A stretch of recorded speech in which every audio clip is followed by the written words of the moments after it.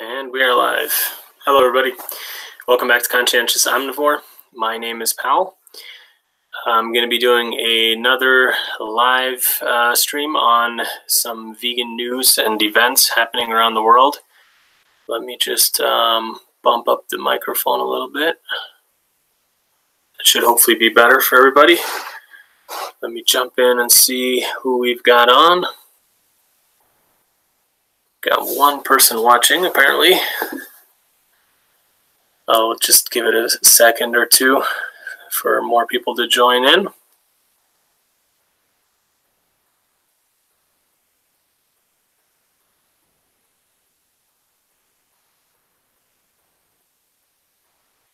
Be starting off with a bit of a health news item, similar to something I did last session, featuring typical kind of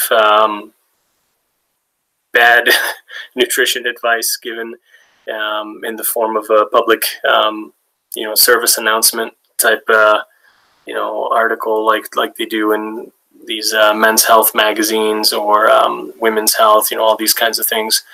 So yeah, let's get started. I'm going to actually share my screen. Hi, generally. Yeah, it's late for me too. I probably will start doing one of these earlier. Now that I'm not working, I don't necessarily have to do them late at night. But yeah, for me, it's pretty late too. So it's 10:30 at night here, and yeah, I'll try to be brief if you can hang on for a little bit. We'll see. Let me share my screen.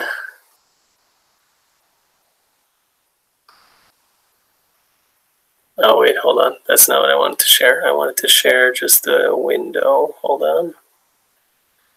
Application window. Here we go. All right. Cool. Hopefully you guys can see a picture of some eggs and an egg yolk. Let me know if that's not the case. But anyway, so first and foremost, you see these kind of articles pop up all over the place. And hey, Bev, welcome. They will often have some kind of ridiculous title about like how to gain muscle or how to lose weight or whatever. And this one is a hilariously titled 27 Healthy Habits That Secretly Make You Gain Weight. And they go through all sorts of ridiculous claims, including, eat your egg yolks and don't just eat the egg whites. And of all things, they are saying that it's good to eat this because it gives you choline and vitamin D.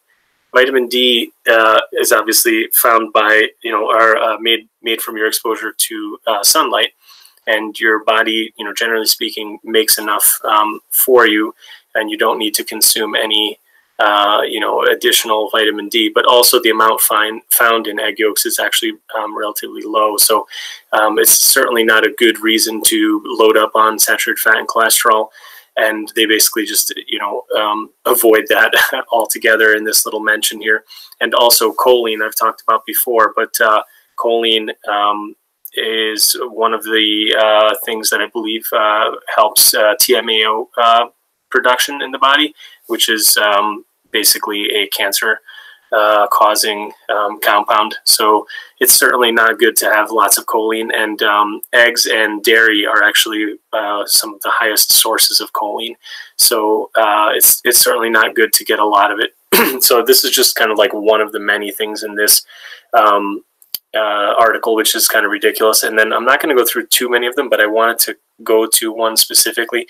They talk a lot about your workouts and, don't work out too many days, get a rest day. So they have some good advice in here, but then they also talk about things that are like very confusing and contradictory. So in some of the things they're telling you, after after a workout, don't have a shake, just have your post-workout meal. And then they're telling you to focus on like lean protein. And of course, that's kind of implying that would be like, chicken or salmon or, something like that. And then when you get to, where was it? Hold on. Because there was one where they tell you to not eat too much protein. So it's like really funny. Hold on. Yeah, they tell you to eat dairy, and then they also tell you you eat lots of protein, and then they're telling you don't eat too much protein. So it's like there's just so much contradictory information. It must be so confusing for somebody who doesn't actually know too much about nutrition when they read an article like this. It's like it's just so hard for most people, I think. And in the last week's news and review, I talked a little bit about the link of too much protein in childhood causing obesity as well. So it's like this is actually sound advice, but it goes contrary to all the other stuff they talk about in here. And then the last thing I just want to mention is when they talk about I think it was a salad, or was it? Here we go. Oh yeah, here it is. You order the healthiest sounding menu on the item, and then they're basically telling you like, look at the calories and don't just look at like what looks healthier, which in and of itself is kind of sound advice. But then here is where they killed me. And they said, for example, if you're at Chick-fil-A, go for the breaded and fried chicken sandwich over the Cobb salad. The sandwich sounds like the more indulgent alternative, but in reality, eating it over the greens keeps 300 calories and 36 grams of fat off your plate. And this is just so absurd because it's almost like it's implying that the greens are what have the extra 300 calories and the 36 grams of fat, when in reality, I'm sure it's the chicken that's in the Cobb salad. And this just really shows kind of like the levels that these companies will stoop to, where they're basically trying to make it sound like you can just go and have a fried chicken sandwich and it will be better for you than eating a salad. I mean, it's beyond ridiculous. Like this kind of stuff just drives me crazy. So I just wanted to highlight that, and of course the many other ridiculous kind of like claims in this crap article. But anyway, I'll have the links for everything as normal kind of in the comments afterwards. So if anybody wants to check this out or laugh at the other sections, feel free to do so. Moving on to a more serious topic. I was on Twitter a lot this week. I was really busy. I haven't been able to post much, so sorry about that. But I have been on Twitter, and if anybody wants to follow me, I do post things and tweet things there fairly regularly. And there was a lot of stuff, obviously, about the hurricanes hitting, the storm hitting North Carolina and affecting, people, obviously, and, animals all over the place. But this was a very kind of like poignant, story where I think this guy is actually a journalist. He was going around kind of filming the flooding and, devastation and all this kind of stuff. And what they did was, as you can see here, they rescued some dogs that were left locked up in an outdoor cage. And it was filled with flood water. And luckily they got to the dogs in time. But if they had gotten there even just, a little bit later, they would have surely drowned. And so they were just encouraging people to bring their pets with them. And this is just a really kind of like, sad state of affairs that people are, leaving their homes. They have to evacuate. And they, for whatever reason, they just thought that they would just leave the dogs there in this outdoor, kennel. And thankfully these dogs were saved. But, how many other dogs and cats and other animals, perished? It's just terrible. And, this next one is basically just a way for anybody to help in case you can financially. This article is talking about some of the animal shelters that are there in the impacted area and donations that you can make, because they are actually, rescuing dogs, and they also have dogs in the shelters and they need to be moved. And there's quite a lot of cost with moving them. And so they're basically asking for donations. Like they had a lot of storms last year. They have the storm this year, and they, don't have like proper money allocated for this kind of event. And they go into kind of like what kind of trailer they had to buy last year, and they were moving a lot of animals. It says, yeah, they moved 265 animals for one evacuation out of Florida during Hurricane Irma. So yeah, there's just a lot of cost to these things. They have to buy a trailer. They could only move 80 to 100 animals at a time, et cetera, et cetera. So if anybody can help, I would encourage you to check out this link and maybe donate if you can to these shelters that are actually helping to move affected pets. out of these areas. So yeah, that's that. And then this next one is actually very sad. This basically talks about how the current storm basically has already killed 5,500 pigs and 3.4 million chickens, and they're saying the numbers are probably going to rise or continue to rise as they like keep counting more of the more of the animals. And sorry that the page is kind of scrunched up there, but definitely look through this article. It's actually very kind of powerful. It's hard to imagine just how much devastation there is to farm animals. I mean, we kind of cry when we see those 5 dogs that are getting rescued, but then nobody blinks an eye when they see 3.4 million chickens. It's just mind-boggling, and they talk about some of the other storms that have been in the recent past that here they show that let's see, during Matthew, it struck in October 2016, the poultry industry lost 1.8 million birds, 2,800 dogs. I mean, it's just kind of crazy. And here it shows North Carolina, has 819 million heads of poultry and 9.3 million hogs. I mean, there were other articles that talk about the waste that comes up from these animals and the manure lagoons and all this kind of stuff. And those are all going to be flooded into the water and, creating devastation, just from the waste, the animal waste going into the waterways and poisoning, fish and all sorts of other stuff after the storm is even gone, but just from the flood waters. And of course, it's a real hazard to people as well. So this is just like a huge problem, and it's just one of our own making. Like, if people just simply stopped eating animals, these animals wouldn't be being bred into existence, and especially not in these numbers, and we wouldn't have to be reading about these kinds of things. And with the weather becoming more and more crazy lately, and these storms are becoming more and more common. So I sadly don't think we're going to see less of these. We're going to see more of them. And yeah, it's just really crazy. This next one was actually brought to my attention during the last live stream, that basically Japan was trying to resume commercial whaling.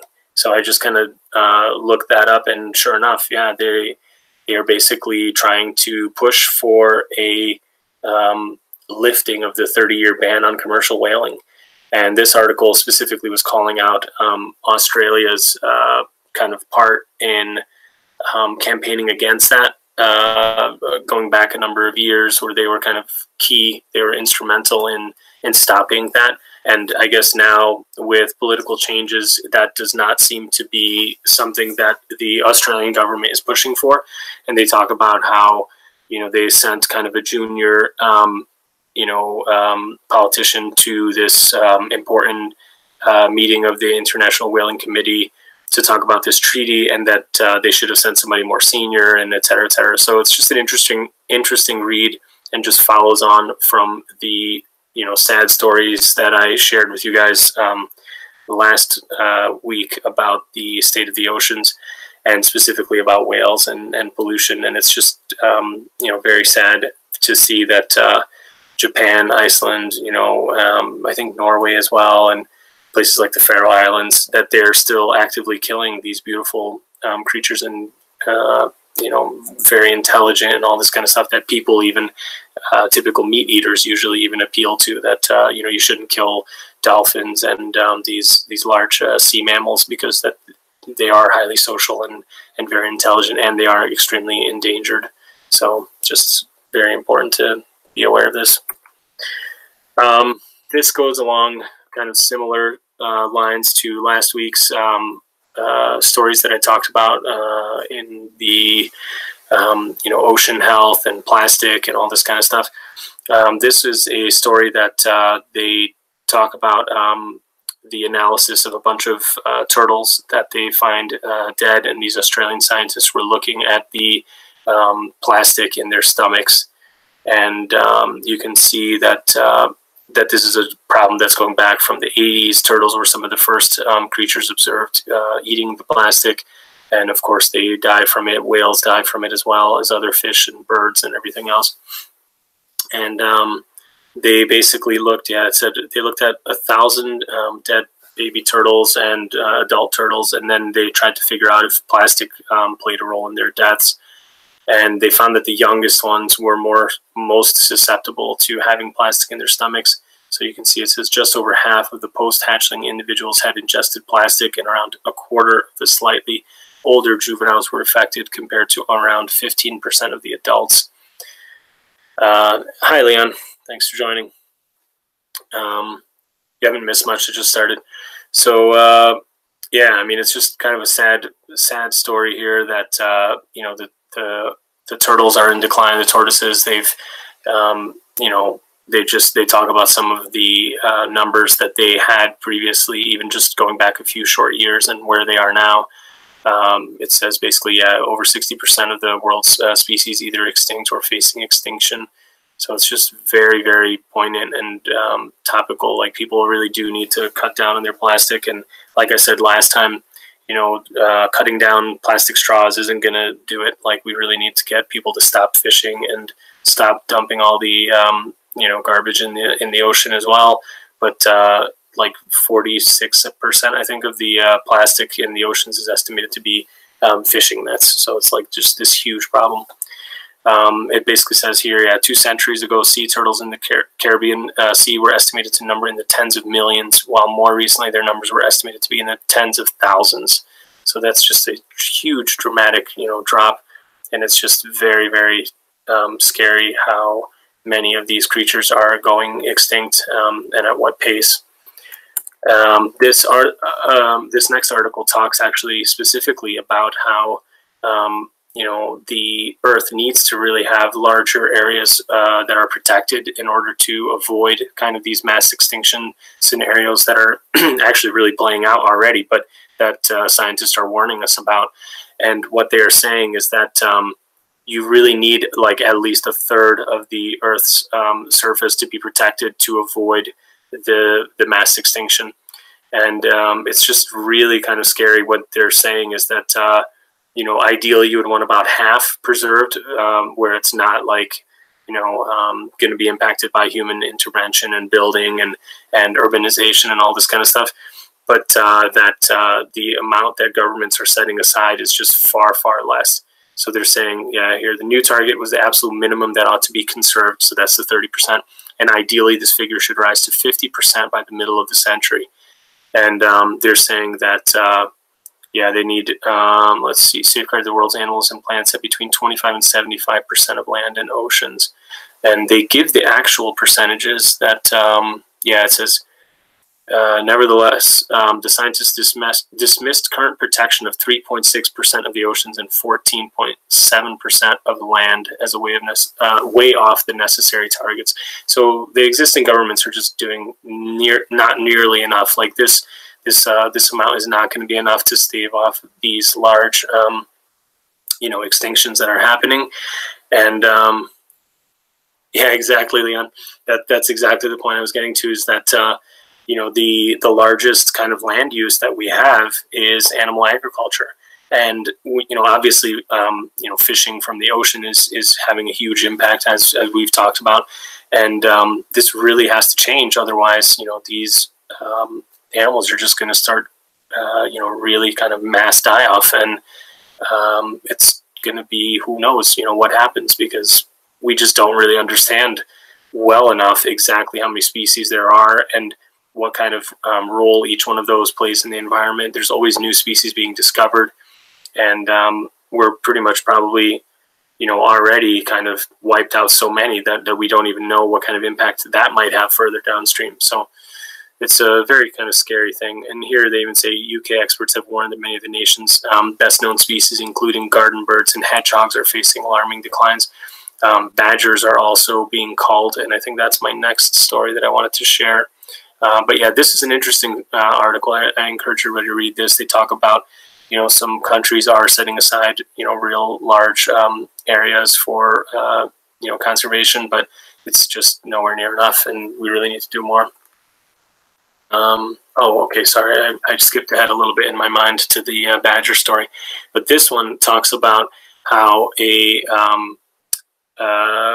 what do you call this? A commission was set up where they wanted to talk in the EU about meat and dairy production, and they said that it should actually be cut in half by 2050 in order to avoid like huge environmental impact and be able to become like more, you know, sustainable and not impact greenhouse gases and all this kind of stuff. And they talk specifically about the biodiversity loss as well. And they're literally saying that in order to, you know, avoid these kind of catastrophes, they have to cut meat and dairy production in half by 2050. And that's only, you know, like whatever, 32 years from now. So that's a huge thing. And there's a lot of pressure here. They give some good examples here of what we were just talking about before. It says livestock has the world's largest land footprint and is growing fast, with close to 80% of the planet's agricultural land now used for grazing and animal feed production. And then it says, even though meat delivers just 18% of our calories, this is again going to the inefficiency of growing plants to feed the animals, which you then kill. It's just horrifically inefficient. And that just shows right there. So yeah, they're basically, you know, calling this out. And there's a lot in here where it's basically literally saying that, yeah, policymakers and farmers are, you know, obviously fighting for against this. They don't want to admit that they have such a large role in this. You know, there was a guy in here, I can't remember who it was, but yeah, I mean, this guy. Liam McHale, the Secretary General of the Irish Farmers Association, told The Guardian that farmers were an easy target for environmentalists. And it's like, yeah, they're easy target because that's the truth. He says, don't single out our sector, he warned the report's authors. Look at greenhouse gas emissions. Agriculture is blamed, but look at the consumer behavior in the transport sector. They need to fly abroad to relax despite the emissions associated with that. The airlines are not being closed down, yet you're talking about possibly eliminating the livestock sector. And if you watch movies like Cowspiracy, or actually look at the reports commissioned by the UN or other environmental groups, you'll see that animal agriculture actually contributes more to greenhouse gases than all of the transportation in the world combined. So that includes travel, obviously, for fun stuff like, okay, somebody flying from, you know, Europe to Thailand or the US to Thailand for a vacation. But it also includes everything. So like just driving to work, driving to school, moving all the you know, stuff around, and it includes trains, planes, boats, everything. And it still is more than that.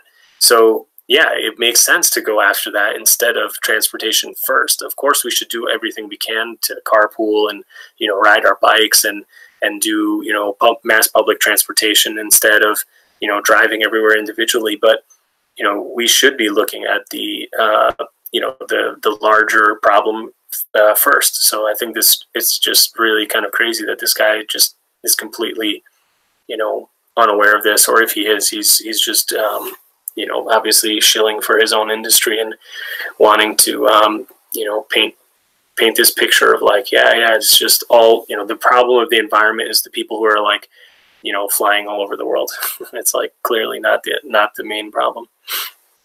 So this is an interesting article. Anyway, next one. This one was actually quite kind of scary sounding. I hadn't heard of this one before, and I don't know if many people have. There's a new kind of like virus that's affecting pigs. It's called African swine fever. It's very deadly to the pigs. They have no no vaccination against it right now, and it is almost 100% lethal in the pigs that get it. So like right now, the only response that you know, that they have is mass culling. So they kill all these you know, animals, and yeah, it says right here, case fatality can be as high as 100%. And so they're basically talking about how, you know, they've already had to kill, I think, yeah, what was it? In September, they've already killed 38,000 animals in China to try to stop the virus's spread.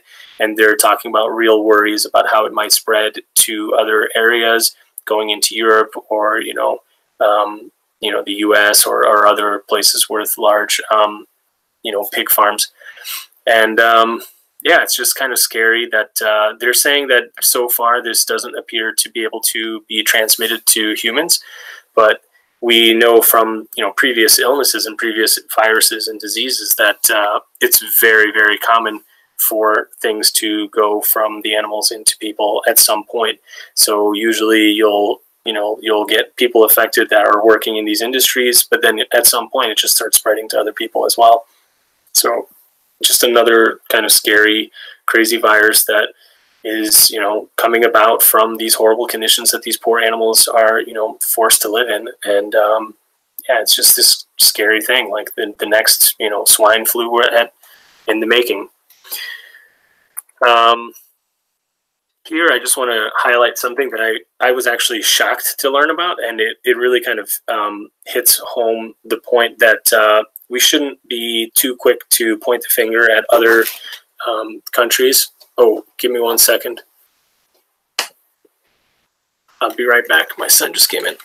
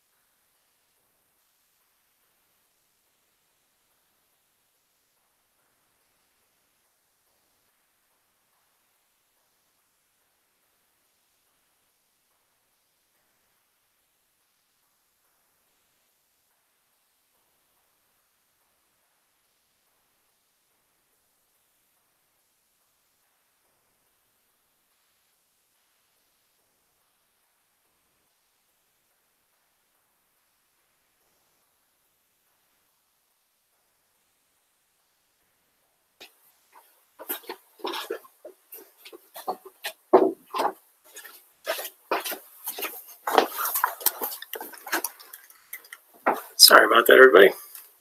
My son just woke up. He needed some help. I'm back now. Sorry about that. Okay, so yeah, this next one, I just want to say it's we can't be too quick to point the fingers at non-Western countries and say, oh, look, they're just treating the animals so badly or whatever. It's just a problem in China or Asia or whatever. I was actually shocked to know that in the U.S. They're just now trying to ban the eating of cats and dogs. And I did not know this, but apparently it is still illegal to basically slaughter dogs and cats for food in 44 of the 50 states in the U.S. I was actually quite surprised to find this out. Had no idea. And there's a resolution that looks like it has bipartisan support. This guy, Florida Representative Vern Buchanan and Elsie Hastings, they are basically trying to get this put into law that it would ban the slaughter, transport, and buying and selling of dogs or cats for human consumption, which is interesting because I still wonder if that would be legal for animal consumption. And I think that in most states, I think it's still legal to grind up pets and sell them in pet food. So it's like pretty crazy. But anyway, at least this would ban it for human consumption. And there was just a couple things here that I wanted to highlight. One thing that was interesting for me is that Taiwan last year became the first Asian government to outlaw the slaughter of cats and dogs for human consumption. So that's interesting. They're definitely ahead of the U.S. in that regard, and I didn't know about that. So that's kind of setting a good example. And then this I thought was just really kind of highlighting, some of the cognitive dissonance that people have about this, where this person says, this bill is a reflection of our values and gives us a greater standing in urging all other countries to end this horrific practice once and for all. And, they're again pointing the finger kind of like at other countries when in the US itself, like it's still legal. So it's just really kind of crazy. And there was another quote that I wanted to read. Where was it?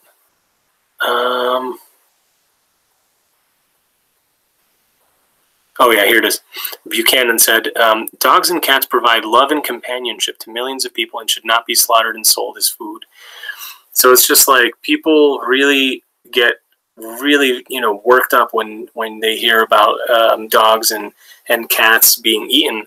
But then at the same time, like we just saw in the case of the hurricanes, nobody even considers moving the pigs or the chickens from the affected areas. I mean, some of it I'm sure is just that logistically it's impossible to move them. I mean, you just can't move that many animals in that amount of time. And again, where do you move them to? You have to have facilities. So you'd have to have basically like a spare kind of like disaster recovery site for your, farm animals, which is just kind of like the cost of that, I'm sure, is higher than for them to just replace the animals after they've all drowned. These industries are just like horrific. And I just thought this was kind of an interesting thing. I had no idea that it was legal to eat cats and dogs in the US, and that apparently there is some, small kind of underground market for it. So kind of crazy. This one was a really interesting opinion piece by Jean Baur. If you guys haven't seen the little kind of mini interview that was held on Fox News, what is the name of that guy? I can't remember. He's so annoying. I can't stand the guy, but I can't remember. Anyways, it was like one of the Fox News anchors had Jean Baur on, and Jean did great. He's the co-founder of Farm Sanctuary, and he's a vocal, advocate for animal rights, and he did really well in the Fox News clip. But anyway, this segment is just a opinion piece that he wrote for CNN, and he talks about kind of the recent struggles against plant-based, food companies, where many laws are being trying to outlaw, like calling plant milk, so you wouldn't be able to call it like almond milk or hemp milk or oat milk or whatever, and that they only want like lacteal secretions to be able to use the word milk. So it's just ridiculous stuff. And they talk about like meat, how you shouldn't be able to call plant-based meat alternatives like meat, because it's misleading the consumer. And he does a great job of explaining how this is clearly not an attempt to mislead the consumer. And in fact, the consumer is well aware that it is not made from animals, and that's the whole point. And that's exactly why they're trying to buy it. So I think this was a good article, and if anybody wants to read through it, I definitely recommend it. I think Jean does a great job on here, and as well as in that interview. So yeah, check that out. Oh, and this was the article that I kind of jumped to earlier, where I jumped the gun. In the UK, there are huge numbers of badgers being culled in an attempt to eliminate the transmission path that is suspected, which isn't even really thoroughly proven to my understanding, that there is a tuberculosis that affects cows. So it's a bovine tuberculosis. And they suspect that some of the badgers near the cattle farms, near the dairy farms, could transmit this from like one farm to another. And they are killing them in droves, like all over. And yeah, they're basically like talking in this article about how they've just authorized like huge increases in the number of badgers that will be killed, despite lacking scientific, evidence and statistical analysis showing its effectiveness at all. So what they're relying on is that they looked at I think it was like 2 areas where they saw a decrease in the transmission of the bovine tuberculosis, but then they ignored another data point where the rate actually increased. Tomato says the badger call is ridiculous. It's been happening for years. Yeah, so this is not something new, but they are increasing the numbers, which is, you know, making it even worse. And they also talk about some of the some of the economic costs here, and it's very eye-opening to see that you know, here they show that the government is offering £700,000 over 4 years to help groups vaccinate badgers, but it already spent £6.6 million on culling in just 2017 alone, and that they're estimating the culling cost to date as £40 million. So it's like they're spending like a tiny fraction. Hey, Starch, welcome. So they're spending a tiny fraction on, you know, vaccinating the badgers, and they can, but they just are choosing instead to kill them. And there's a huge cost to killing them too. So they're, I forget where they broke it down per animal, but I can't remember where that was in the article. But anyway, you know, they're basically just like doing this based on, I don't even know what. Like it's not even like they haven't even done the statistical analysis. They haven't waited for the results of their you know, their own report, and then they're authorizing this like increase in the kill numbers. So it's just it's insane. Yeah, here it is. It says Eustace said that in the I'm not even going to try to pronounce that. I don't know how to pronounce that. Gloucester and Somerset areas where culling began in 2013. BTB incidence in cattle has fallen from 10.4% before the culling to 5.6%, and from 24.4% to 12%, respectively. However, documents show it has risen from 15.9% to 20.6% in Dorset. So another area, you know, it's increased significantly, and they're just ignoring that. And so they're just like, yeah, it looks good enough, and we'll just proceed, and they'll kill more badgers. I'm pretty sure I can't remember though. I'm pretty sure I did a video about the effects of this TB, the bovine tuberculosis, on human health as well. It's quite dangerous, and it's linked to a bunch of problems in people as well. So it's a very serious illness, and just like the ones I've mentioned before, you know, anything that, even if it doesn't immediately affect people, like in the long run, it obviously can, and it affects wildlife as well. And like we already just mentioned in a couple articles back, you know, hedgehogs and other, you know, kind of iconic animals that you see in the UK are being affected and driven towards extinction. And yeah, Starch says, which TB? Yeah, the tuberculosis, the MAP. I think that's a different one, but I'm not sure.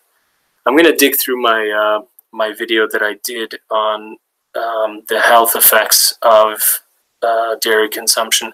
I'll probably do a separate video on this topic because I think it's interesting. And yeah, the MAP virus I think is maybe different, but I can't remember if it's the same thing. I know Dr. Greger did videos about this too. Yep, that's right. Starch says MAP causes Crohn's disease. That's right. And there were a few other things that I think that they were tied to.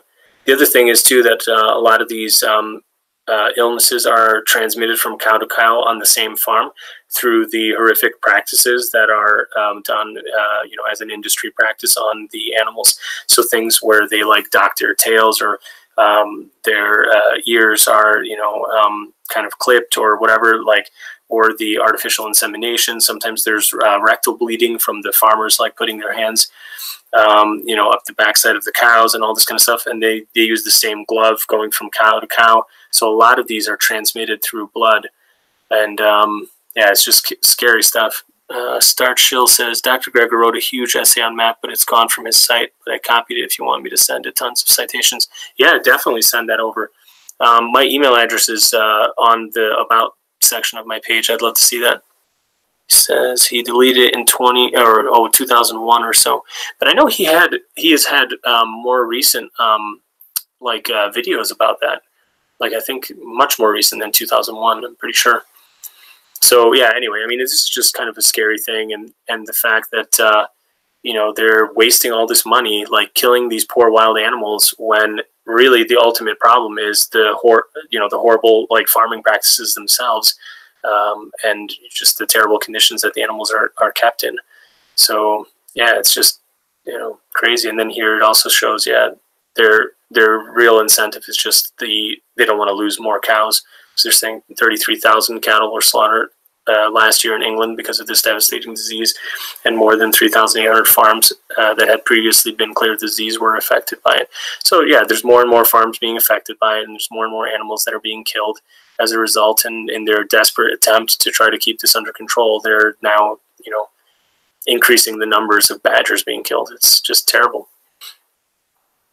Okay, this one is also kind of a sad story from the UK. This was actually posted very recently by some of the hunt saboteur groups that I follow on Twitter. And I guess for anybody who's not like in the UK, you might not know, but I guess it's pretty popular to still go like fox hunting, and like in the old kind of like traditional ways, quote unquote, where these fine English gentlemen are getting on their horses and riding in their, like, I don't know, traditional clothing, and then they go and they kill these poor foxes for absolutely no reason whatsoever. And there's this article talks about something that I didn't even know, that apparently the dogs that they use in hunting these foxes, they have to be trained to go and kill the foxes. It's not something they would normally, you know, do. Tomato says it's definitely not popular. Well, I hope that that is the case, and I hope that it stops happening. But they actually will take fox cubs and like basically train the dogs to go and viciously attack and kill those before they are then, you know, kind of let loose on the adult foxes. So it's even worse than you know, than just even attacking like the adult animals. They basically, I mean, it's almost just as bad as like canned hunting in my mind, because if you have to like train the dogs with like basically, you know, fox puppies to get them into this, like, you know, like mindset to like be killing foxes, it's like, how is that any different than a canned hunt, which most people hopefully are against?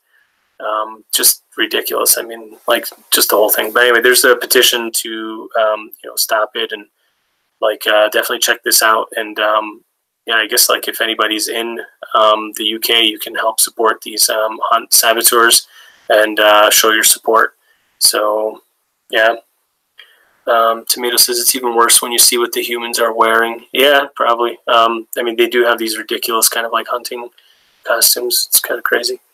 But again, like the fur trade, you know, is horrific as well. So it's like, if anybody doesn't know about that, I mean, definitely look into that too. And luckily, I didn't actually get any of the stories to share with you, but in California, I think it's Los Angeles, they've banned fur like sales in the city.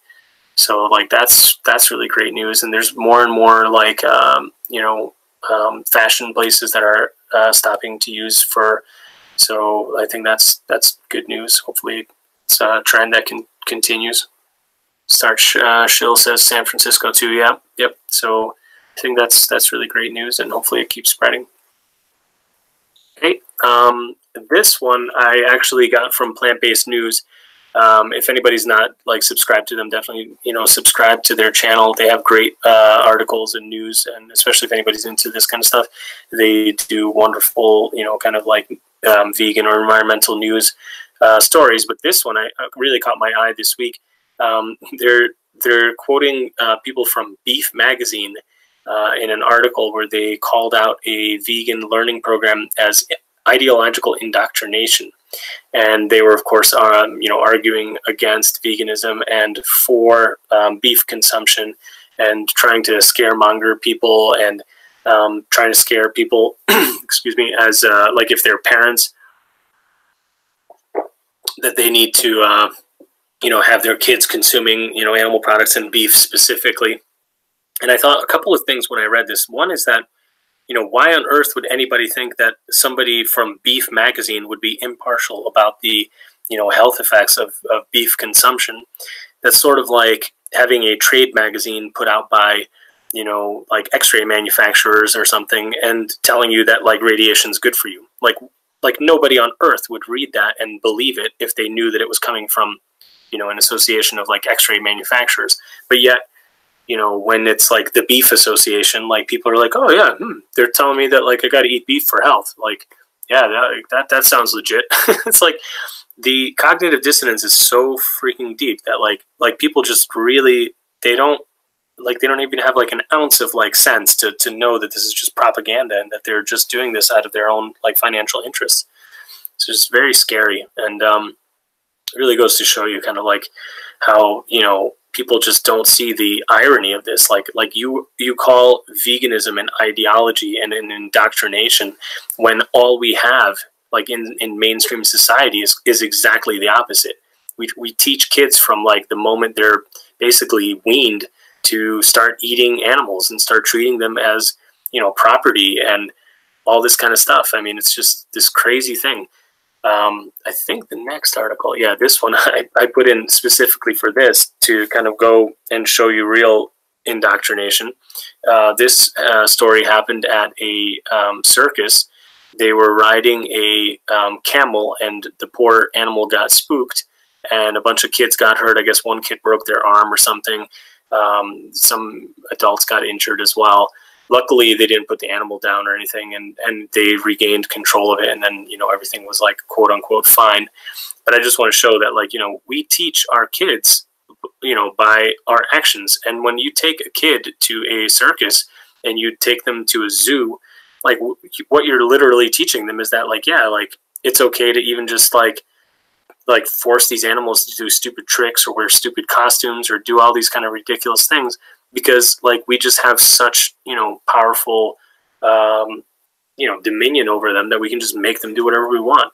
And, you know, this is what I think is the real indoctrination, is that like kids are taught that this is okay, that like not veganism. I mean, that's like just simply teaching your kid to avoid harming animals unnecessarily. Like that's like, how could that be called indoctrination and ideological? It's just crazy.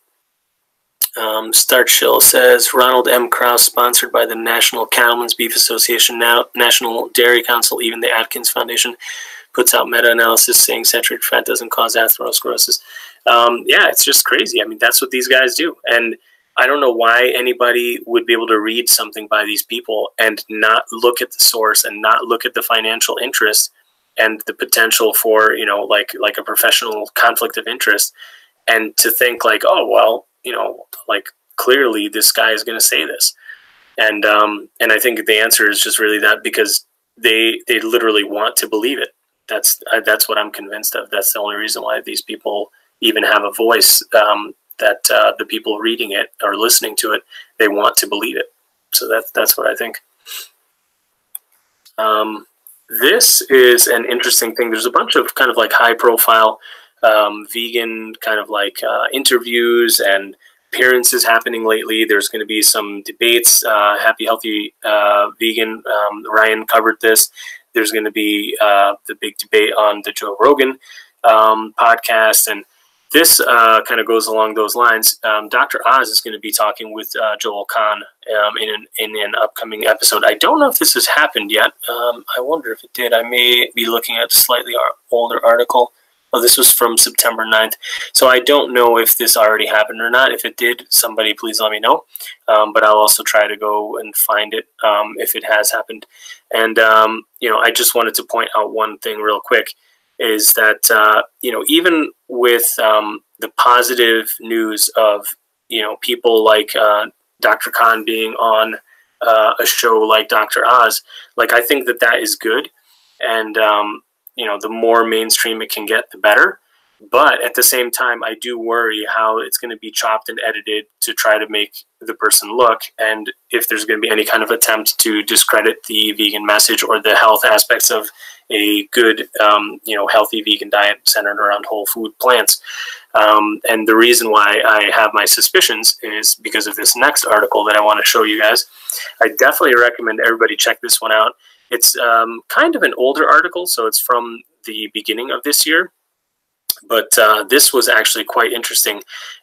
This person writing the article is a MD. It says Professor of Family Medicine at Georgetown University School of Medicine. And they wrote this kind of analysis where they looked at the health claims made on the Dr. Oz show, as well as the other kind of popular doctor-themed show, The Doctors. And speaking of Happy Healthy Vegan, like Ryan has definitely done a lot of segments about the doctor's show, and they've even appeared, like Kenny and G appeared on that show. But this article like goes into the nitty gritty of what they claim on that show, and they did some analysis, and I found this to be extremely interesting. So here's what they discovered. This is kind of the crux of the article. It says, on average, there were 6.91 for the Dr. Oz show and 9.55 the doctor's health recommendations made per show. Discussion of potential harms or risks were noted in only 8.6% of Dr. Oz's recommendations and in only 13.1% of the doctor's recommendations. And then it says the cost of the various recommended interventions was mentioned. So it's less than a quarter, 23% of the time on the Dr. Oz show and 3.1% of the time for the doctor, so almost never. Then it said, nor did the recommendations typically follow evidence-backed guidelines. 78% of the statements made on the Dr. Oz show did not align with evidence-based medical guidelines, society recommendations, or authority statements. For the doctors, this was about 80%. So it's just insane. They almost like don't ever even give you like solid evidence-based medical advice. Sorry guys, my throat is kind of killing me. It's been a little bit sick the past few days. Says more than half of all the recorded shows had content linked directly to advertisements. Wow, big surprise there, huh? And yeah, so it says 13 of 19 shows in the Dr. Oz show had ads related to general show content. They had specific products mentioned by the host during the commercial, using their commercial name. So it just goes on and on. This article really kind of tears apart both of these shows. So I would definitely recommend you guys check this out. Really kind of gives you a good analysis of what these shows are really about. It's about selling products and about appeasing their their revenue source. So make no mistake, these people are not impartial in any way, shape, or form. So that was interesting. And this one is a pretty weird kind of story. I'm not sure how I feel about this because I really hate reading about any kind of like animal experimentation. But this one seems kind of like not quite as bad as like many other experiments I've seen done on animals. But this one, they basically looked at this drug called MDMA, which is used for treating people with like society or what do you call it, social anxiety disorder and stuff like this, or post-traumatic stress disorder. And apparently this goes to a specific receptor in the brain. I think it's like the serotonin receptor, and it helps people alleviate their discomfort around being with other people. And what they found was that they studied octopi, and they found that it had the same effect on them, and that they looked at specific octopus that they have very kind of like antisocial behavior in general. They only come together with other animals, even of their own same species, when it's time to mate. And then they live kind of like reclusive, like separate lives otherwise. And they basically talk in this article about how, they were quite surprised to find that they reacted in much the same way when exposed to this drug as humans with these conditions that I mentioned. So they will actually go and like socialize and kind of like hug each other and stuff like this, and be like way more social than they normally would be. And they describe the experiment and all this kind of stuff. But what they, say is that, yeah, here's an interesting part. It says, an octopus differs from a human in ways far beyond the obvious. A heap of no bones, 33,000 genes. Octopuses are believed to be Earth's first intelligent beings. They are utterly different from all other animals, with a central brain that surrounds the esophagus and 2/3 of their neurons in their arms. They're separated from humans by more than 500 million years of evolution, but despite the differences between octopi and humans, Doan and her colleague Eric, research fellow, University of Chicago's Marine Biological Laboratory, chose to focus on a single crucial similarity. The brain of the California two-spot octopus contains a serotonin transporter that enables the binding of MDMA, much like human brains. And they basically go into kind of describing how they were actually very surprised because they previously thought that invertebrates like octopus and other things like it were incapable of social, human-like interaction, and that this was just kind of like accepted. That I guess for a long time, up until this study and others kind of similar, showing similar results, they just assumed that, yeah, it says here, invertebrates like sea slugs, bees, and crabs all display various cognitive, behavioral, and psychological phenomena that suggest internal states reminiscent of emotions. But yeah, so up until recently, they didn't think that was the case, and now they're really starting to question that, and so they did this test with the octopus. And so anyway, it's just interesting. They describe kind of how they came to this conclusion and why. And I really just want to end on kind of like a positive note here, that if this helps, like, people just learn that, yes, these animals that aren't maybe the warm and fuzzy creatures like puppies and kittens and whatever, that these can still be very complex and beautiful animals, and that they might still have very strong kind of like, social bonds, even if they don't necessarily exhibit them in the same way that people do, or that we expect other animals to be the same. So I think, like, as far as animal experiments go, this one was of the more mild variety, although who knows what they did with the octopus after.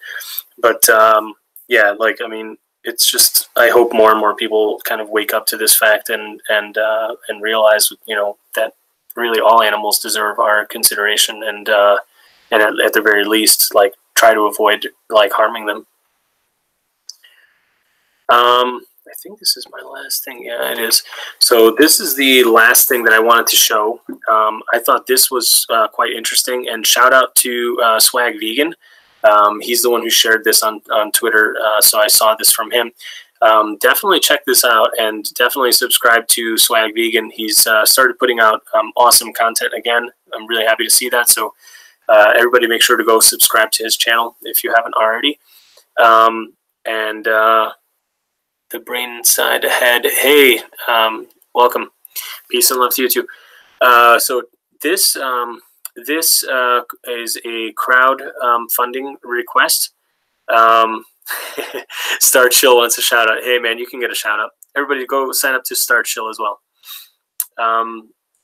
The crowdfunding attempt is to basically set up a lobbying group that would fight against the animal agriculture industries.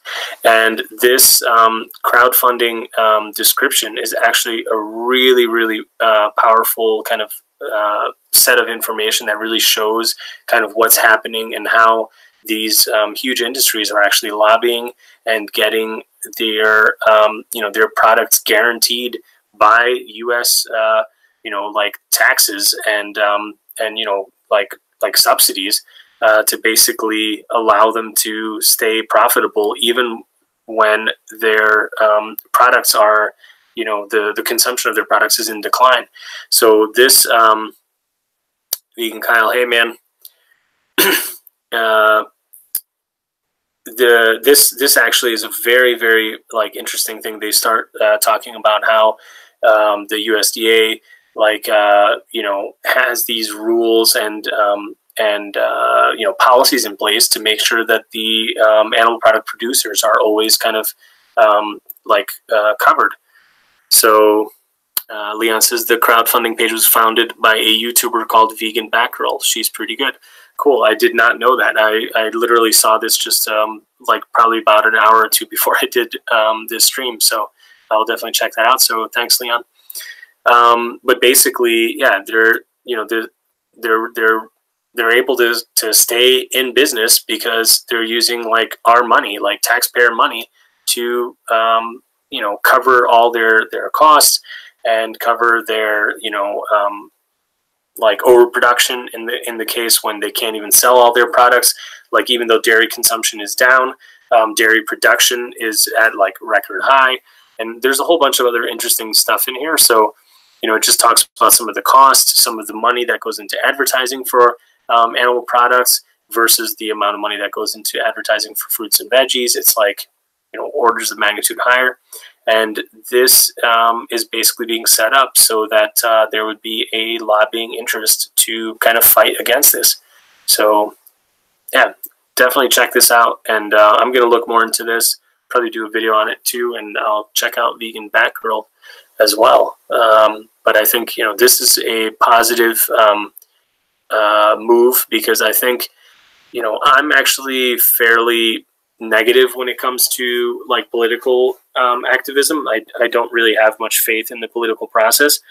But for something like this, where there is a direct, you know, financial incentive given to these companies to overproduce and to fight against kind of the normal, you know, capitalism and kind of like market, you know, free market ideals, I think it's very important to counter that whenever possible. And I think if people do, you know, band together and make a strong political statement, it can have an effect. So I think something like this, I think really, you know, is you know, admirable, and I think we should try to support this as much as possible. So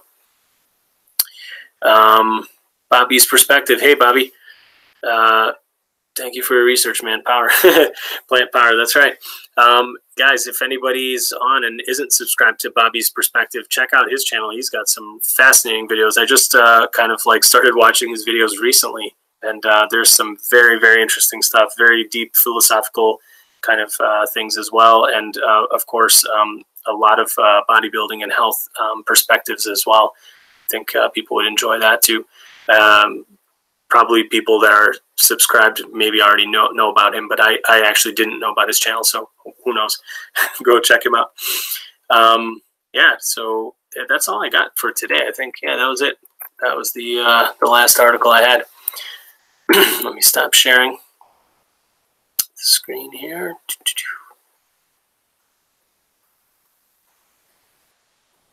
Nice. Vegan Kyle's going to subscribe now. Cool.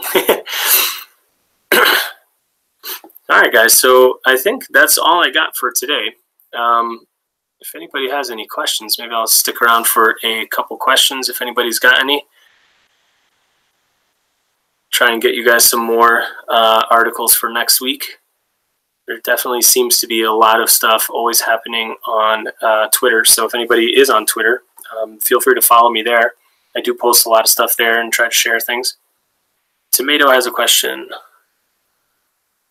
Starch Shill has a question. He says, do I think raw alignment is hot? Tomato, go ahead. You can ask an off-topic question. I don't mind. Raw alignment. I don't know. Who is raw alignment? Let me check.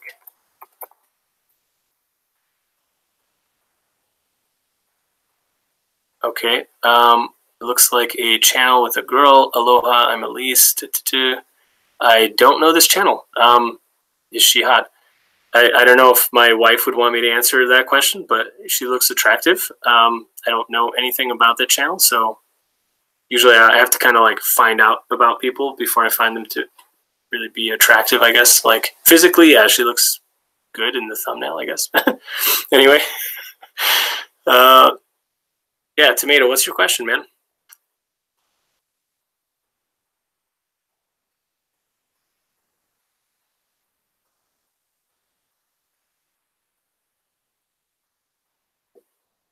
Or anybody else.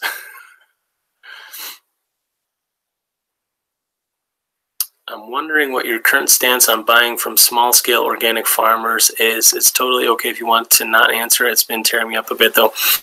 I will be doing another video at the very least on organic farming, and I would probably like to do another debate with Dr. Avi.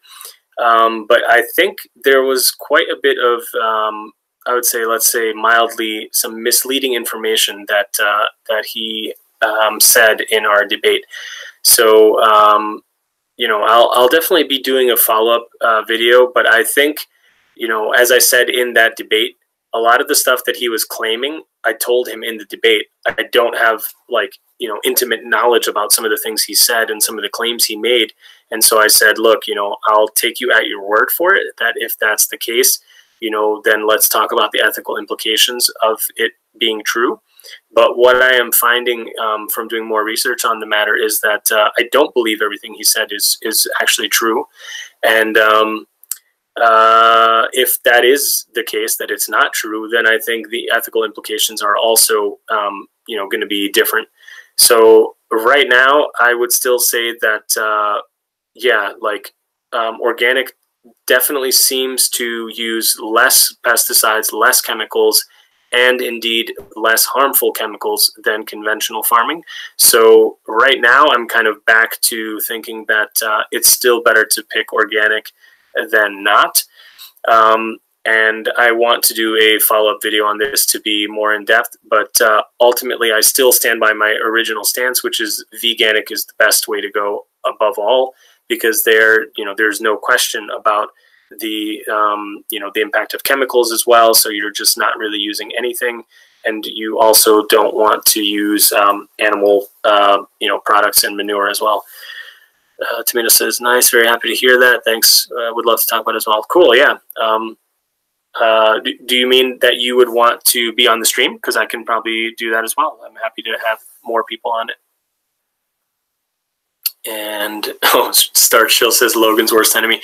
Yeah, I think Logan's kind of had his like share of Dr. Avi. He said that he's not gonna like be talking with him, and he also cited some concerns where he thought that Avi was just flat out like, you know, basically lying or saying stuff that wasn't true or whatever, or misleading. So yeah, I definitely want to look into it a little bit more, and I'll probably do a video about it. But yeah, I don't think it was quite as straightforward as he made it out to be. Leon says non-organic also uses manure as fertilizer too, and that's absolutely true. And that is one of the main arguments against his claims that I also found too. Star says, what are my favorite 5 favorite spices? Okay, like I guess I put turmeric, black pepper, salt, paprika, and like basil. Maybe I put those things in like pretty much everything. I love those things. I do really like other stuff too, but I would say like yeah, I think that's already 5. Yeah, those are probably my like go-to spices I use like all the time. I love cinnamon too. I put cinnamon in my oatmeal all the time, and I put a lot of it. I like cinnamon.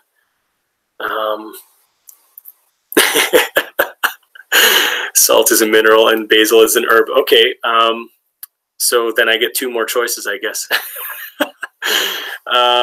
Okay, let's see. Yeah, I like